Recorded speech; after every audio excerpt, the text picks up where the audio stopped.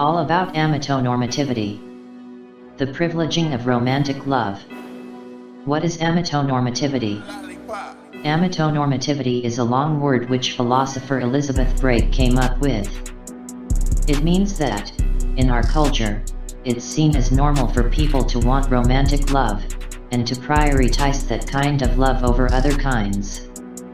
Other kinds of love include things like the love we have in friendships, family relationships, work and play relationships, and relationships with ourselves and with companion animals, our communities, the world around us, and our spiritual beliefs. Amato means romantic love and normativity means what's seen as culturally normal. Amatonormativity is linked to several other kinds of normativity. Heteronormativity, where it's seen as normal to want relationships with someone of the opposite gender. Cisnormativity, where it's seen as normal to be one of only two genders, male and female, and to stay in that gender all your life. Mononormativity, where it's seen as normal to only love one person and to want a monogamous relationship with them. And sexual normativity, where it's seen as normal to want to have sex, generally only with the person you're in a romantic relationship with. To make it simpler, we could say that the overall norm is to be in one gender yourself, to fall in love with someone of the opposite gender, perhaps after dating a bit, and to form a monogamous relationship with them where you have sex and get more and more committed over time, the relationship escalator. Getting married, having a family, and trying to stay together for life. What are the different ways it affects everyone in society? Amatonormativity affects everyone.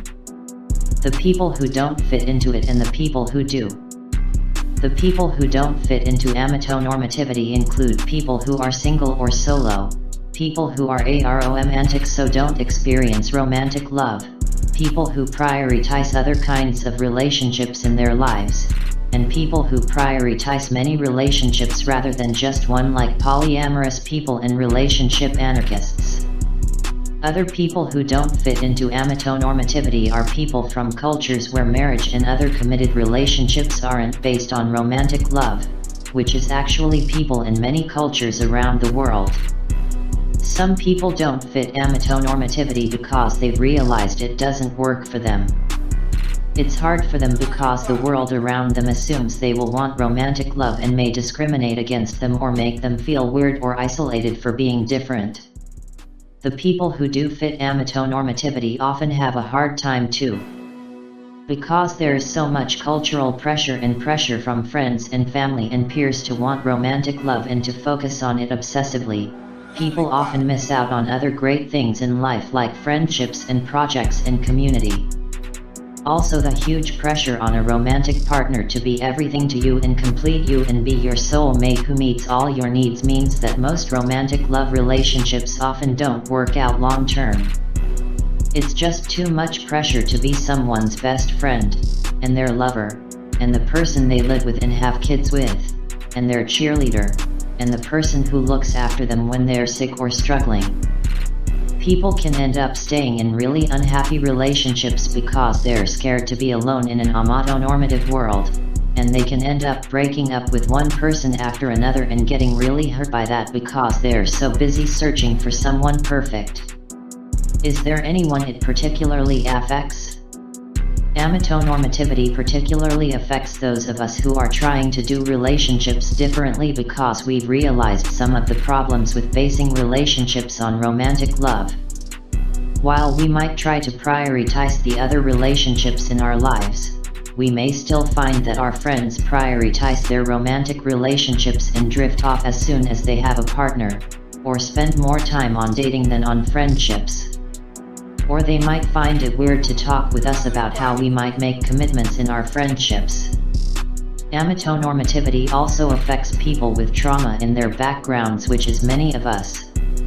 Romantic love can be quite risky when we have childhood trauma because it's very easy to jump into relationships quickly and to try to get the kind of love there which we were missing or lost as a kid.